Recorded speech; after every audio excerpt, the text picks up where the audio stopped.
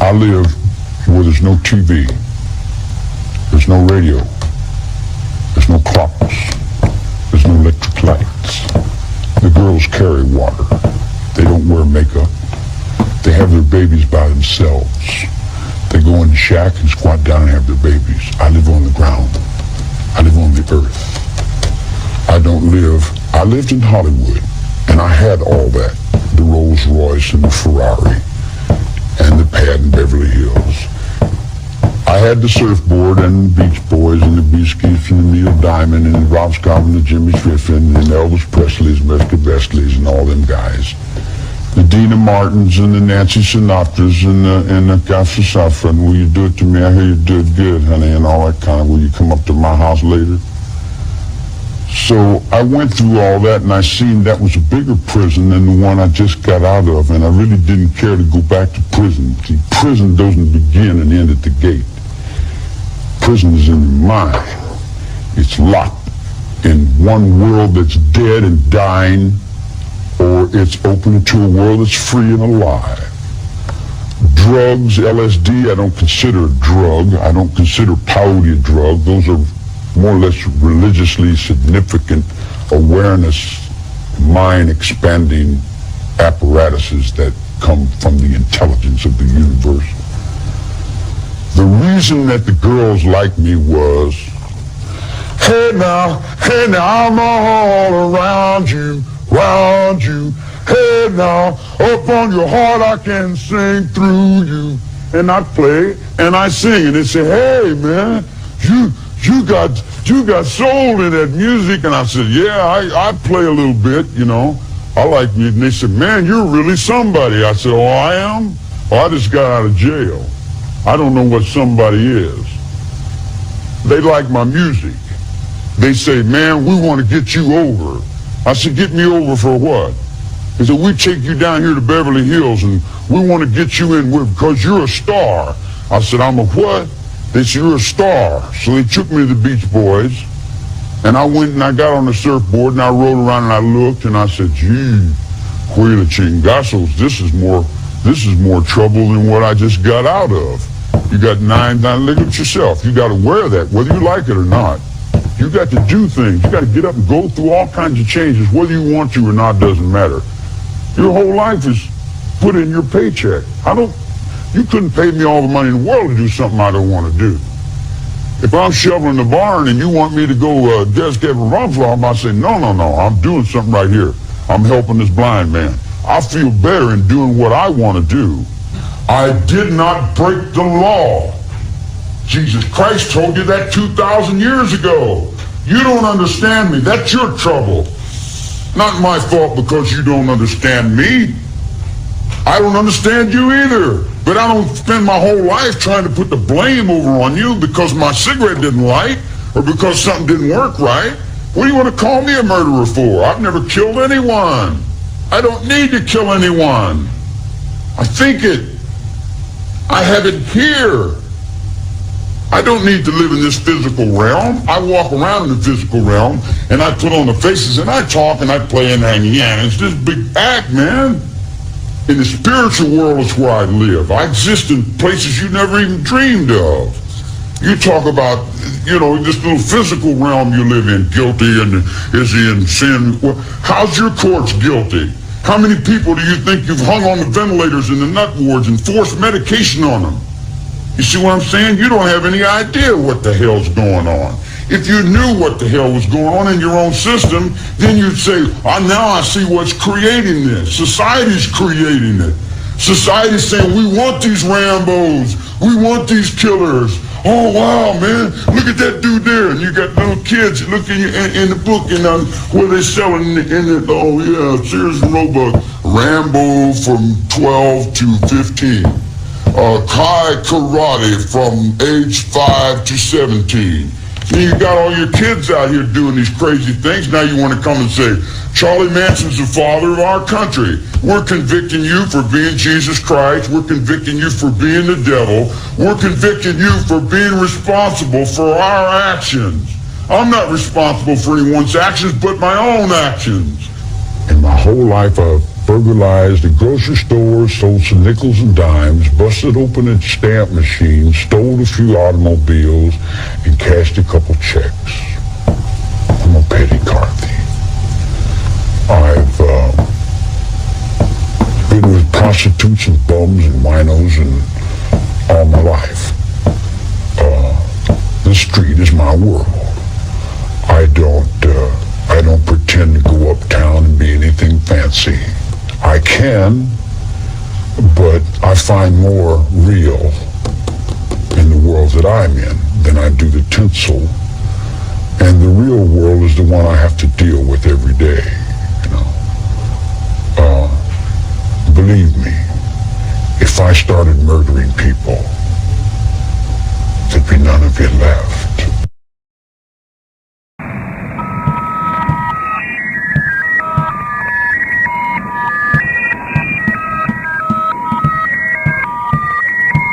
That day that you went out and you did kill for the first time, was that the morning when you woke up and you were with your wife and daughter and something hit you and you went, no, today may be the day? Every day may be the day. Every day may be the day. Do you know the name of the first victim? No, sir. Not Jerry. Nancy Jerry. Do you know anything about her life? I found out later she was a singer in a bar.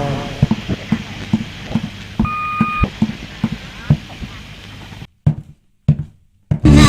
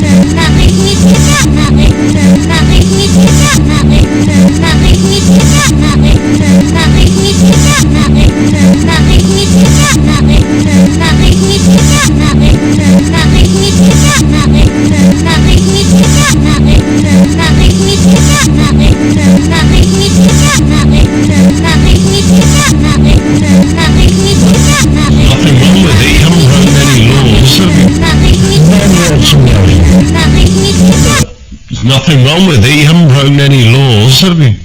None whatsoever. There's nothing wrong with it. You haven't broken any laws, have you? None whatsoever. There's nothing wrong with it. You haven't broken any laws, have you? None whatsoever.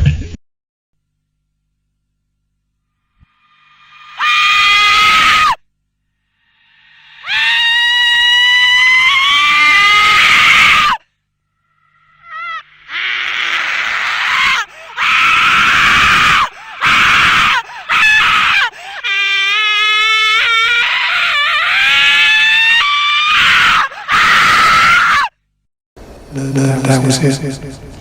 Tell me what happened. We picked her up in Titusville. There's a wooded area, and I pulled off the road. What does she look like? A little shorter than me, fairly well built, pretty but not particularly pretty, brown hair. That's about it. And at what point did she realize that you were going to harm her? Well, not necessarily I was going to harm her, because, most of them don't assume you're actually going to kill them. Most of them assume it's a rape or something like that. And what did you then do? Told her to get out of the car, and that's when she became afraid. Up to that point, I assumed that she thought it was just going to be a rape. I walked over next in front of a tree, and then I shot her. Just like that? Yes. And what were you feeling as you did that?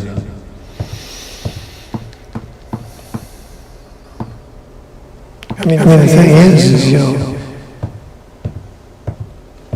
what is your passion in your life? What is the thing that you like to do more than anything else? And you're doing it. You are so there that you can almost, it's like you can see the atoms vibrating. I mean, it's just, it's difficult to describe. You lost a wife, you lost your daughter. I lost everything.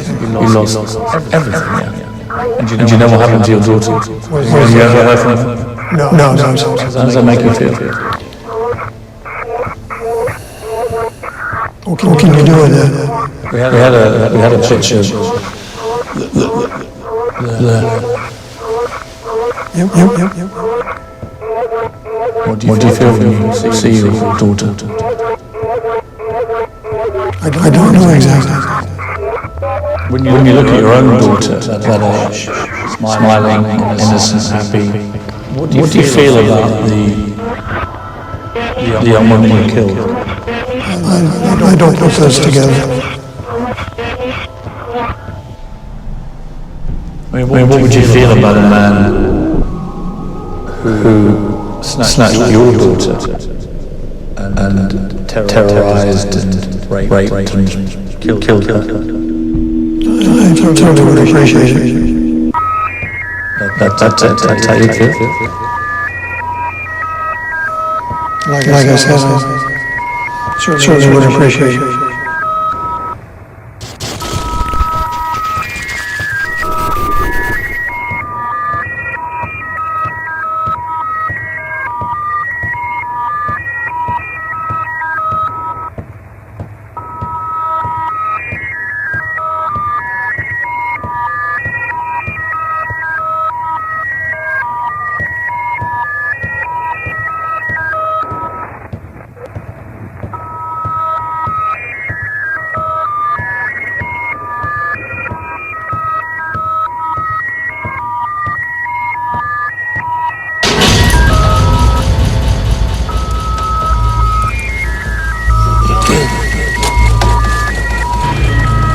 So altogether, about how many killed, the question is, do you think your answer is what? See, you kind of sold me up in a wow. I don't know. Do the math. A couple, 3 year, 4 year, for 20 years. What does that add up to? 50 to 70. I'll go with that. Probably more. some of the people you killed, they could be men, they could be women, they could be kids. It was like an equal opportunity. I didn't form a pattern as most. Yeah, it was like anybody was fair game. It did not matter. Blood is blood. It didn't matter man, woman, child. No more thrill to kill the mayor of the town than the homeless guy on the street. No. Quite a few times, not all the time, but quite a few times, it was a mother and a kid. And I have an answer for that. Okay. And I thought hard about that quickly. It's been like smacked up inside my head a time or two. I know what I went through as a child. The nightmares, the drama, the reality of who I was and what was done to me. I never wanted that to happen to another person. I had something against that person. And there was another person there that witnessed it. I didn't want them to carry that on their shoulders the rest of their life. Does that make sense? Yeah, you were putting out of the misery they would have had if they had to live through that one. That's the best I can answer. If it was just a question of putting the other person, besides the one that you were targeting, out of the misery of having to live life with missing mama or missing, whoever, maybe you would have gone about it in a gentle way. Is there a gentle way? Yeah.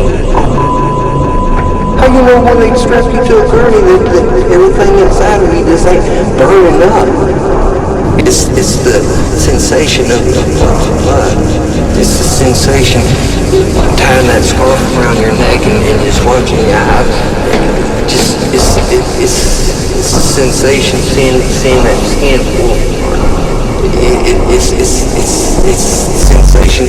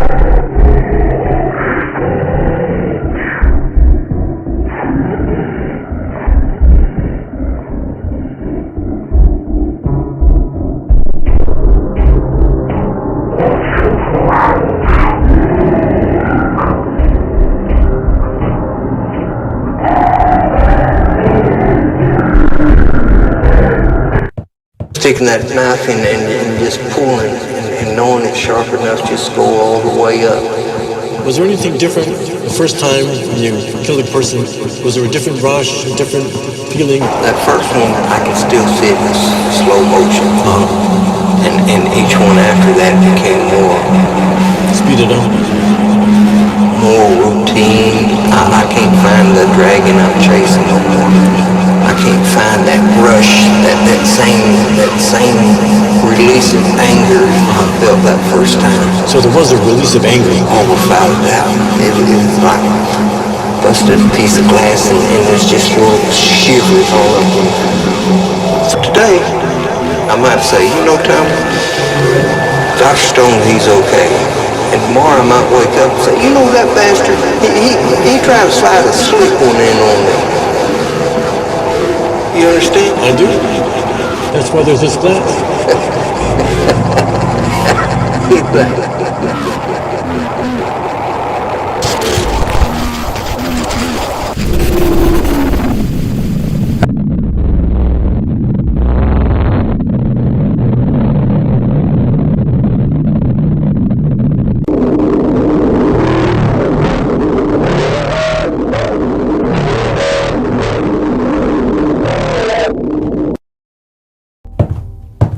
We were just out, I guess, sightseeing, I guess you'd say. And the kids got tired. They fell asleep in the car. So I decided to just head on home. but I saw a road I hadn't been on before. We like to take back roads.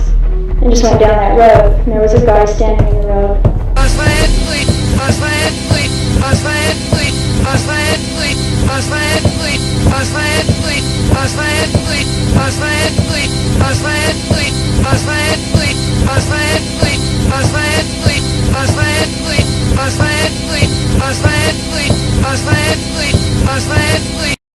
Flagging me down, so I stopped.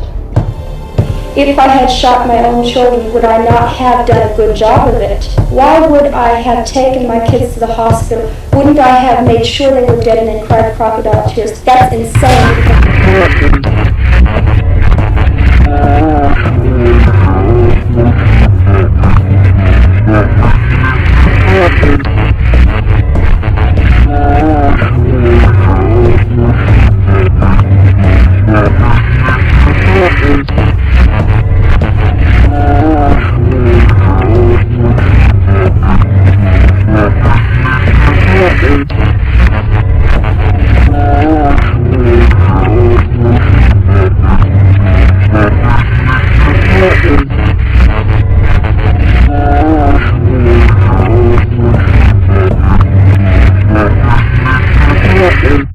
That I would do such a thing and then bring the witnesses in against myself. That's crazy. Christy woke up, and as I say, she may be the only one to get me out of this. Would I have brought her to the hospital? Wouldn't she be the one that I would make sure is dead? There are too many holes in it.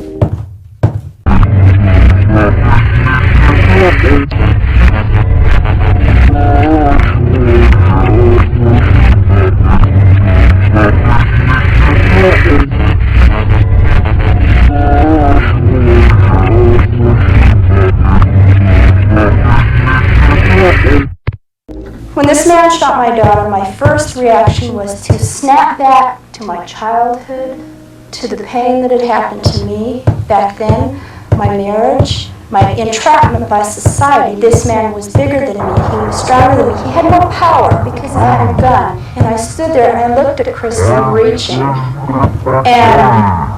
the blood that just kept gushing out of her mouth. And what do you do?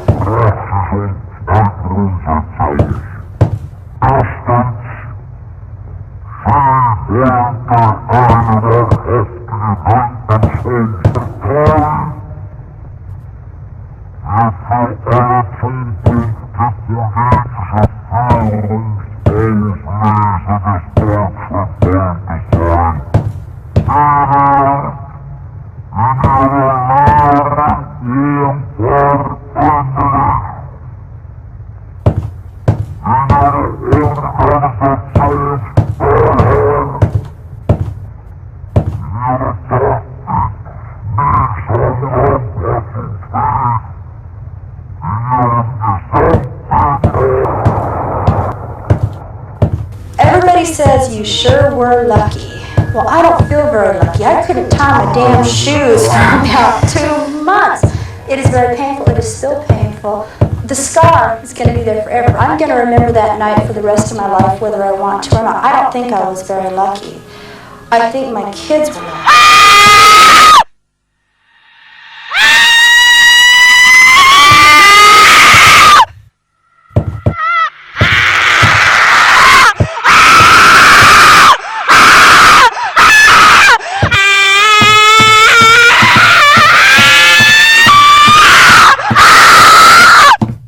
If I had been shot the way they were, we all would have died. You can't replace children, but you can replace the effect that they give you. And they give me love, they give me satisfaction, they give me stability, they give me a reason to live and a reason to be happy. And that's gone, taken from me. But children are so easy to conceive. At night, when I close my eyes, I can see Christy reaching her hand out to me while I'm driving. And the blood just keep coming out of her mouth. And that, maybe it'll fade too with time, but I don't think so. That haunts me the most.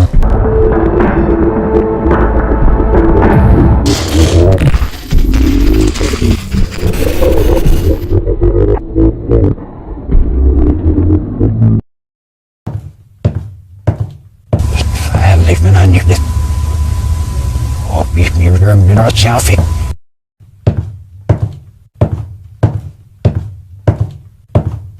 I was moving up the alley using a briefcase and some crutches, and a young woman walked down. About halfway down the block, I encountered her and asked her to help me carry the briefcase.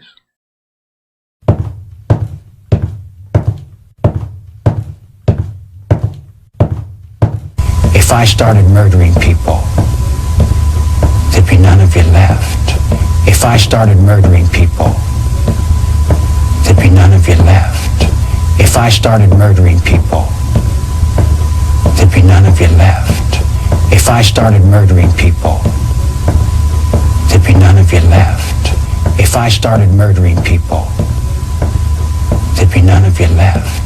If I started murdering people, there'd be none of you left. If I started murdering people, there'd be none of you left. If I started murdering people, there'd be none of you left. If I started murdering people, there'd be none of you left.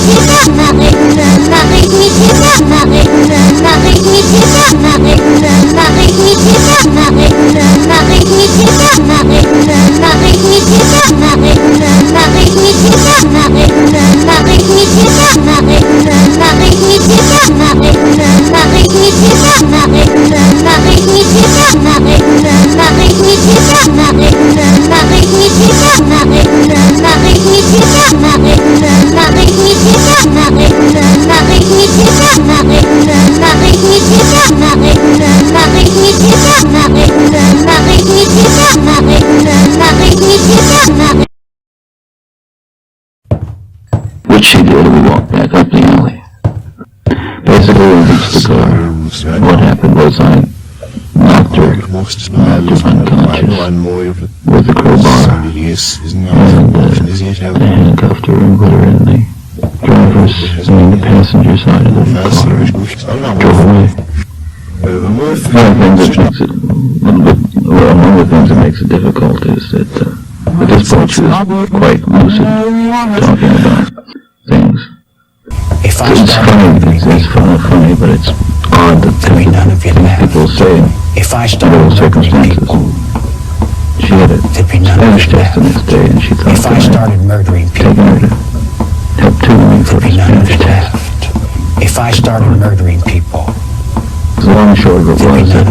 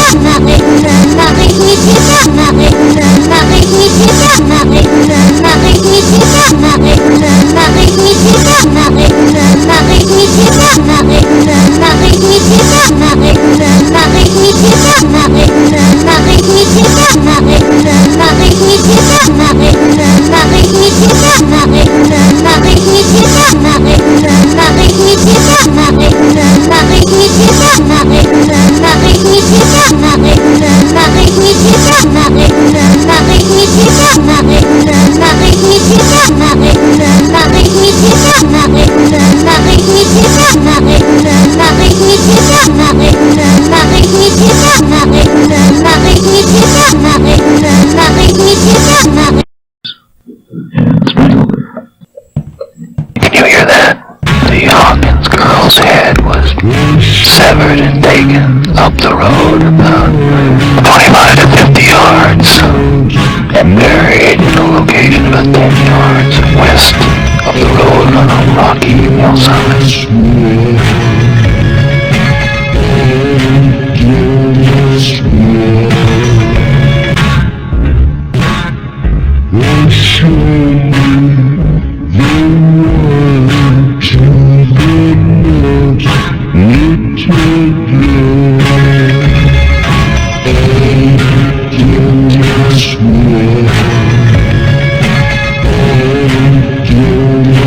Yeah.